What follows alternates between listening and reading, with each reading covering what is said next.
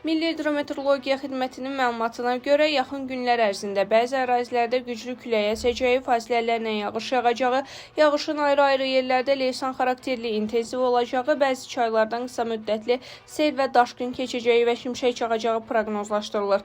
Qeyd olunanları nəzərə alaraq Fövqəladə Hallar Nazirliyi əhaliyə müraciət edərək müvafiq təhlükəsizlik qaydalarına riayət etməyə çağırır. Belə ki, güclü külək zamanı yüngül konstruksiyalı və müvəqqəti tikililərdən, bina və reklam lövhələrindən uzaq durmaq, elektrik dirək və naqillərinin hündür ağacların altında dayanmamaq tövsiyə olunur. Güclü küləyin baş verən yanğınların söndürülməsi ilə əlaqədar yaratdığı çətinlikləri nəzərə alaraq, küləkli hava şəraitində yanğın təhlükəsizlik qaydalarına xüsusilə ciddi riayət edilməlidir. Bundan əlavə, kiçik həcmli gəmi istifadəçiləri belə hava şəraitində dənizə çıxmağın qadağan olduğunu nəzərə almalıdırlar. Həmçinin intensiv yağıntıların səbəb ola biləcəyi sel və daşqından qorunmaq üçün sel və daşqın təhlükəli ərazilərdən uzaq durmaq, bu təhlükə ilə üzləşdikdə dərhal yaxınlıqdakı yüksəkliyə qalxmaq tövsiyə olunur. Eyni zamanda ildırımla bağlı təhlükələrdən qorunmaq üçün elektrik cihazlarını şəbəkədən ayırmaq, telefonla danışmamaq, açıq havada olarkən elektrik xətti, ildırım ötürücüsünün avalça və antenaya yaxınlaşmamaq,